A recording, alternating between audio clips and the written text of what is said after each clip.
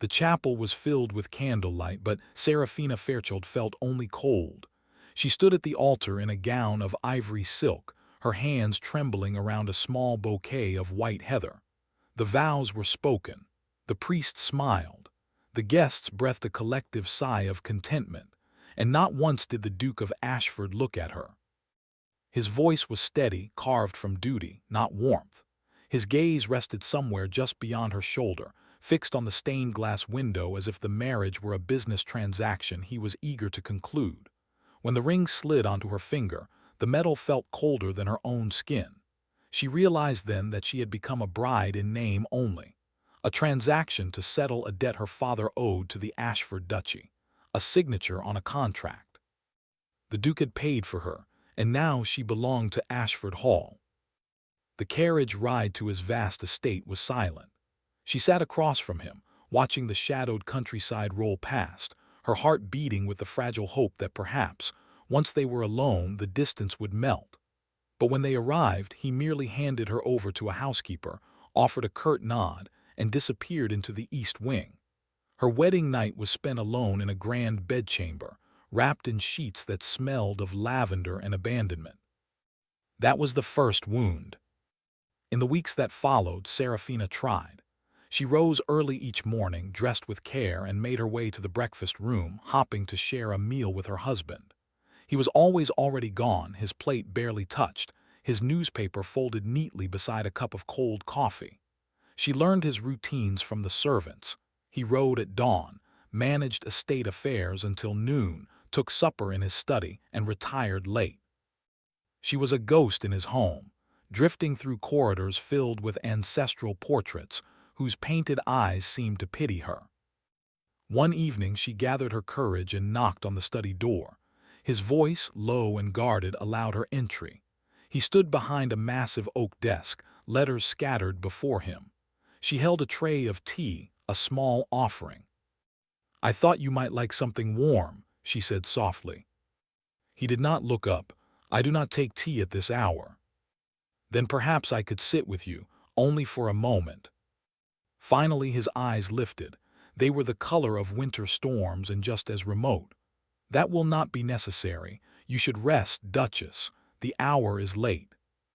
The dismissal was gentle but absolute. She set the tray down anyway, her fingers shaking, and left without another word. In the hallway, she pressed her palm to her chest, feeling the ache bloom beneath her ribs. She had been married for 3 weeks, and she had never felt more alone. That was the season of pain. Spring arrived timidly at Ashford Hall, and with it came a fragile hope. Serafina decided that if the Duke would not grant her his heart, she would at least make herself useful. She began visiting the tenants' cottages, learning their names, their struggles. She discovered a neglected garden on the south side of the estate, overgrown with brambles and wild ivy. The head gardener, an elderly man named Mr. Thorne, was astonished when the new Duchess appeared with rolled-up sleeves and a pair of borrowed gloves. She threw herself into the soil. Day after day she dug, planted, pruned. The physical labor numbed the loneliness. She laughed for the first time in months when a robin perched on her wheelbarrow. The tenants began to speak of her with genuine warmth. They brought her seedlings, shared stories of their families. She started a small school for the village children in an empty cottage, teaching letters and sums. Slowly, she built a life around the empty space her husband had left. One afternoon, she returned to the hall with dirt under her nails and a smudge on her cheek. The Duke happened to be crossing the entrance hall. He stopped, his eyes narrowing slightly as he took in her appearance. "You have been in the gardens," he said. It was not a question. "Yes, the roses were suffocating under all that ivy." She met his gaze steadily. "I thought I might bring them back to life." Something flickered in his expression, surprise, perhaps a sliver of admiration. But it vanished so quickly she could not be certain. "See that you do not exhaust yourself," he murmured, and continued on his way. That brief exchange became a tiny ember of hope. She replayed it at night, dissecting every syllable, searching for hidden tenderness. Perhaps, she told herself, he was simply a man unaccustomed to showing affection. Perhaps time would gentle him. She began leaving small tokens on his desk, a pressed flower from the garden, a note wishing him a peaceful day. He never acknowledged them, but she noticed he did not throw them away. Then came the evening of the dinner party. The dowager aunt of the Duke, Lady Margaret, had invited several influential families to Ashford Hall without consulting Seraphina. The Duchess was expected to play hostess flawlessly. She wore her finest gown, a deep sapphire silk that matched her eyes, and greeted each guest with practiced grace. Yet, throughout the meal, Lady Margaret made subtle, cutting remarks about the tardiness of an heir, about how some brides failed to understand their duty. The words were veiled in silk, but the sting was unmistakable. Seraphina's cheeks burned. She looked to the Duke for some sign of defense, but he was engaged in conversation with a magistrate, his face a polite mask. He said nothing. After the guests departed, she stood alone in the empty drawing room, the echo of laughter still hanging in the air. She had never felt so publicly diminished. That night, she did not cry. She simply sat by the window and watched the moon trace its arc across the sky. The hope inside her began to wither. She stopped leaving tokens on his desk. That was the turning point, the moment she began to retreat into herself. She no longer sought him out at breakfast. She stopped waiting on the staircase for a glimpse of him returning from his ride. Instead, she poured every ounce of her energy into the garden, the school, the tenants. She became a friend to the miller's wife, a teacher to the blacksmith's son, a quiet pillar of strength in the village. Her laughter, once hesitant, now rang freely among those who truly welcomed her presence. She was building a world where the Duke's absence could not wound her. And it was then that he began to notice. At first, it was small things. He entered the breakfast room one morning and found it empty, her chair untouched. He asked the housekeeper if the Duchess was unwell, only to learn she had already left for the village school. He stood there a moment, a strange tightness in his chest, before retreating to his study. He saw her less and less. When they did cross paths, she offered him a polite smile that did not reach her eyes. She no longer lingered, no longer attempted conversation. She was graceful, composed, and utterly beyond his reach. The silence she left behind was louder than any plea. Then Lord Cedric Ashford arrived. He was the Duke's cousin, a man of quick smiles and easy charm. His hair was the color of burnished gold, his eyes a knowing hazel that seemed to promise secrets. He came for an extended visit, claiming a desire to reconnect with family. Seraphina met him in the drawing room, and from the very first moment, his attention was a spotlight she had long lived without. Cedric complimented her garden, praised her work with the children, laughed warmly at her remarks.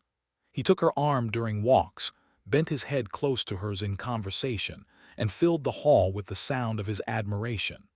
To a woman starved of warmth, his attention was a dangerous, heady wine.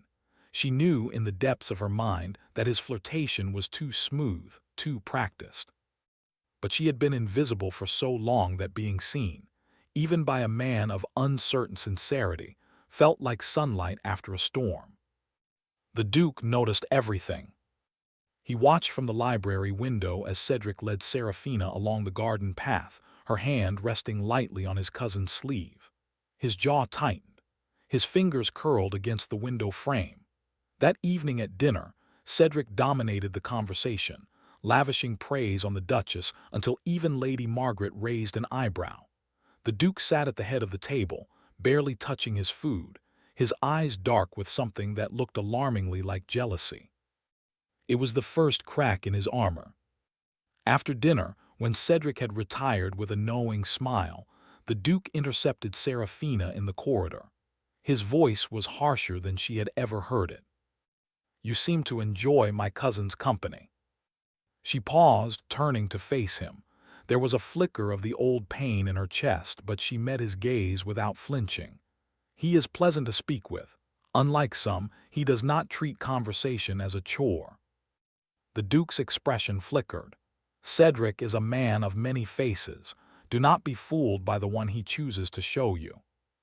"Perhaps," she said quietly, "I am simply grateful for any face that looks at me with kindness." The word struck him like a physical blow. She saw it, the slight recoil, the parting of his lips as if to speak, but he said nothing. She turned and walked away, her heart pounding, a strange mixture of fear and satisfaction swirling inside her. That night she realized she had changed. She no longer craved his approval. She no longer ached for his love. She had found a version of herself that could stand alone, and it terrified him. The following days were taut with unspoken tension. Cedric continued his attentions, emboldened by the Duke's simmering silence. He brought Seraphina a silver bracelet, claiming it matched the stars in her eyes. She declined it gracefully, but the gesture had been made. The servants whispered.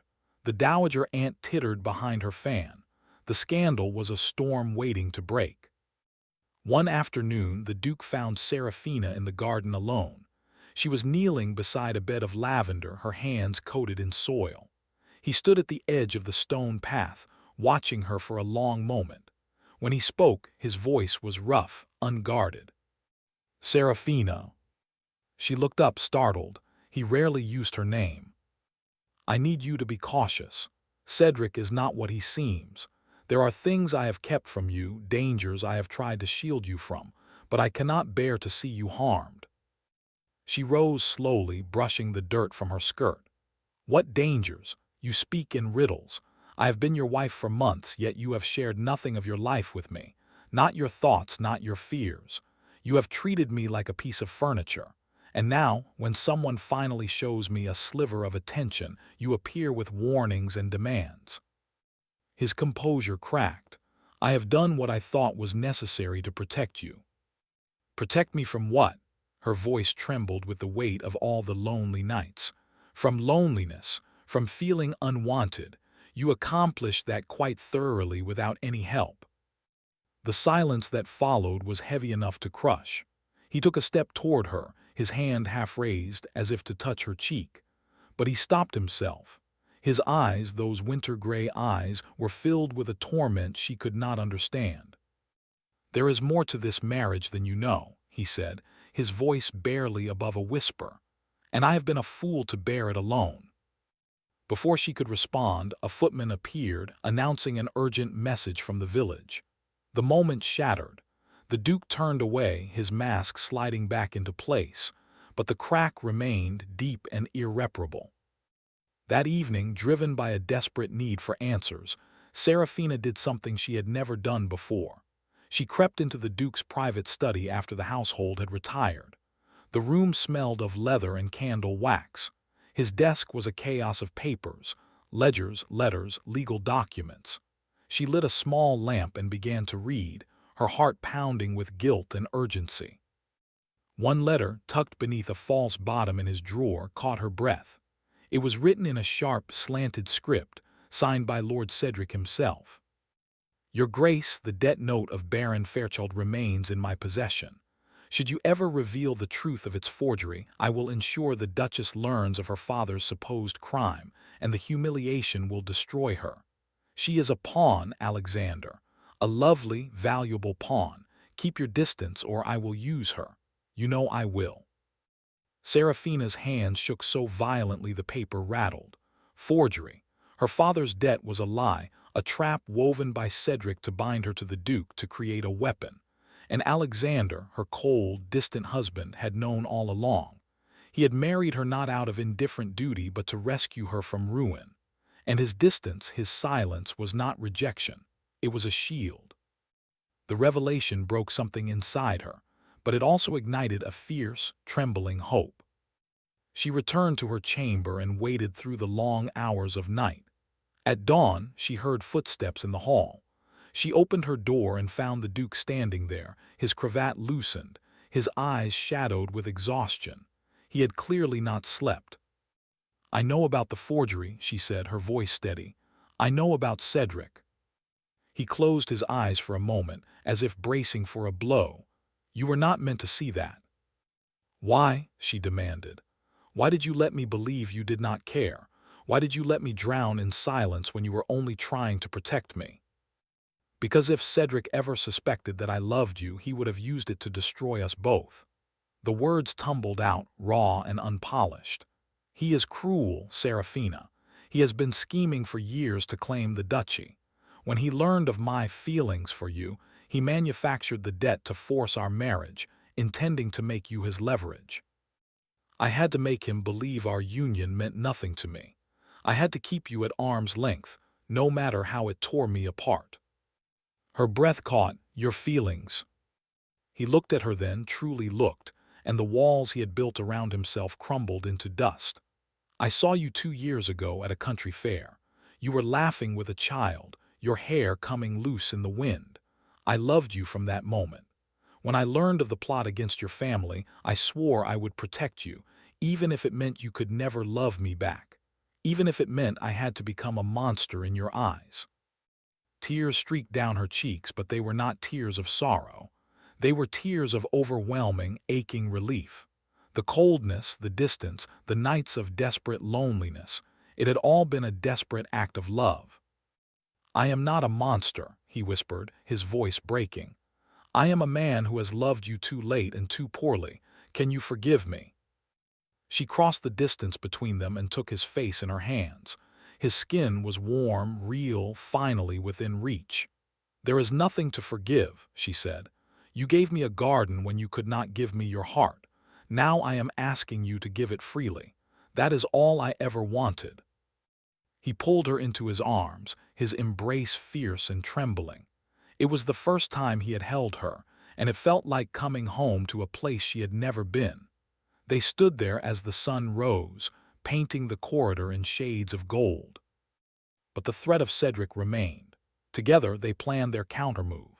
Serafina, using her newfound confidence and the trust of the tenants, gathered testimony from a former clerk who had witnessed Cedric's forgery. She uncovered a hidden ledger that proved his embezzlement from the estate's funds. With the evidence in hand, Alexander confronted his cousin in front of witnesses, including the local magistrate. Faced with ruin, Cedric fled the country, his schemes shattered. When the last echoes of the scandal faded, Ashford Hall felt lighter, as if a great shadow had been lifted. The dowager aunt, chastened by the truth, offered Serafina a quiet apology, an unprecedented gesture. The servants, who had long pitied their gentle duchess, now regarded her with reverence. One afternoon, when the garden was in full bloom, Alexander found Serafina seated on a stone bench beneath a trellis of climbing roses. She was reading aloud to a group of village children who sat cross-legged at her feet. He stood at the edge of the clearing, watching her. She looked up, and her smile was the sun breaking through clouds. He walked over and, without a word, sat beside her. The children giggled and whispered, but Serafina only leaned her head against his shoulder. You have given me a life, she said softly, not the one I imagined, but a better one. He pressed a kiss to her hair. I will spend every remaining day showing you that you are not invisible. You never were. You are the very heart of this house. And there, in the garden she had brought back from neglect, surrounded by the laughter of children and the scent of roses, the Duke of Ashford finally let himself love his wife without fear. The winter of their marriage had passed. Spring had come, tender and true, and it would stay forever. They were no longer two strangers bound by a cold vow.